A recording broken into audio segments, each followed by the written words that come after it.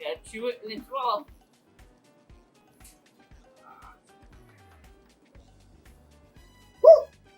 Oh, crap. Damn it. Oh, that is hot. I got it.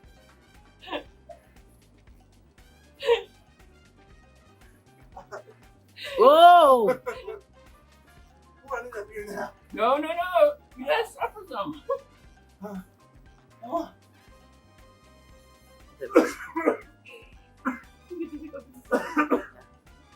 What's that word?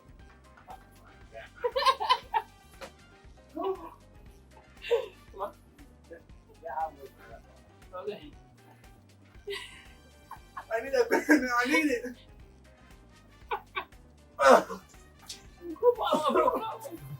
Chili peppers are the most iconic form of spiciness on the planet. They produce both pleasure and pain. They are the literal spice of life for many people around the world, particularly in warmer climates of the world, and the bane of the Caucasian palate, with some exceptions. Some are surprised to find out that they're technically a fruit, although I would not advise eating a ghost pepper the same way that you'd eat strawberries. What makes these fruits so special is the capsaicin, a chemical compound that produces the sensation of heat and burning without any actual substantial increase in heat. The capsaicin compound is most heavily stored in the placental tissues around the seeds of the peppers. This is why you can remove the insides of the pepper and not get as intense of a kick of heat. However, the heat is oftentimes misattributed to the seeds rather than the tissue around the seeds and the white pith. The measurement of heat, or more accurately perception of heat, is called Scoville, or more accurately measured in Scoville units, which is based on the concentration of capsaicin among other active compounds found in chili peppers. At the bottom of the list are bell peppers that have 0 points on the Scoville units. BS peppers, if you ask me. Over 2,500 will get you jalapenos, while 50,000 will get you cayenne and Tabasco.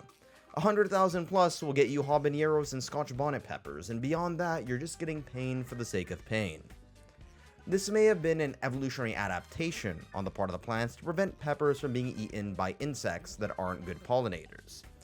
Another hypothesis is that capsaicin has antifungal properties that could prevent mold or mildew or any other sort of fungus.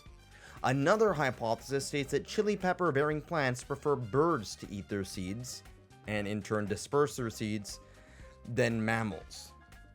This is because birds just tend to swallow the seeds whole and poop them out in a far-off location due to them being able to fly for the most part, whereas mammals will crush the seeds by chewing on them. It would be beneficial to have a certain chemical compound that would help your seeds get dispersed without getting destroyed in the process. Nonetheless, there was one mammal that on occasion took a liking to capsaicin, at least in moderate amounts. You may have heard of them, they're called humans.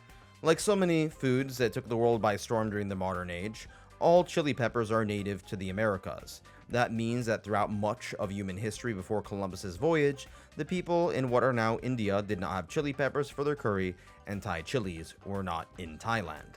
Pinpointing the exact origins of this genus is difficult, but they most likely were cultivated in South America in the Andes region. The Andes straddle the coast of South America, and on these coasts and mountains there were the first civilizations of the continent which emerged in Norte Chico. On the other side, it was a vast, dense Amazon rainforest with incredible biodiversity. Further north, chilies were also cultivated in what is now Mexico in Mesoamerica. It is unclear if these were cultivated independently or if there was contact with Andean civilizations through trade routes, indirectly, and it just spread further north. Nonetheless, Peru and Mexico back then, and to this day, have some of the greatest varieties of peppers on this planet. Peru's most famous pepper is the ají amarillo, which I'm mispronouncing, also known as the yellow pepper, even though it's really orange to me. It's oftentimes used in ceviche and stews.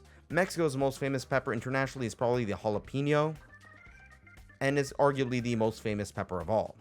Particularly popular in northern Mexico, which is why it has become popular in the United States and spread around the world. However, habaneros tend to be more popular in the south. And there are a variety of others. The Amazon would gift the world with cayenne, the greatest spice in my humble opinion. By the time the Spanish arrived, the Old World got a taste of these new spicy peppers. The Old World already had used black pepper, which is not part of the genus of Capsicum, but it was by and large the closest spice level at the time, and as a result, it just kind of was named pepper. Today, black pepper is considered to be the mildest of spices, pussy spice. I guess you can call it the white people's spice. The Portuguese would be the next Europeans to colonize much of the New World in Brazil. They had already set up trading posts in Africa and Asia, and various other cultures ended up loving these peppers and cultivated them in different directions, making a profound change in their cuisines in places like India, Southeast Asia, and southern China. Asians got to like spicy food because of white people. Europeans would bring back some of these peppers, but the climate wasn't particularly conducive towards pepper growing in colder climates, and as a result of that, they didn't become that significant of a staple part of the flavor profile.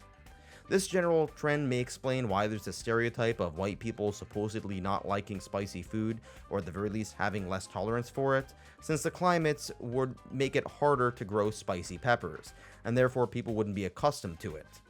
Across much of the rest of the world, chilies were oftentimes dried, sometimes they were ground up into spice mixtures, sometimes they were eaten fresh, and sometimes they were used to produce sauces. The birthplace of the first mass-produced hot sauce was not Louisiana or a southern state, but rather Massachusetts. However, it would be the Tabasco brand from the Avier Island in southern Louisiana that would take the world by storm, mixing Tabasco peppers among others with vinegar and other ingredients. If I knew the recipe for this, I would probably be killed. Another iconic hot sauce was buffalo sauce, named so because it was from Buffalo, New York. This involved mixing cayenne-based hot sauces with vinegar and melted butter. In more recent years, sriracha came into the spotlight using a similar method of incorporating chili peppers, vinegar, and garlic. This was once relegated to Southeast Asia until an ethnic Han Chinese immigrant from southern Vietnam came to the US and set up his own business, creating the magnificent product that is oftentimes known as rooster sauce. It's sometimes also known as cock sauce, which sounds like a gay sex act in my opinion. Regardless of this, in recent years, people have also been selectively breeding more potent forms of pepper. Creations that would make habanero look like black pepper. First it was the ghost pepper, then the Trinidad scorpion, and then the Carolina reaper.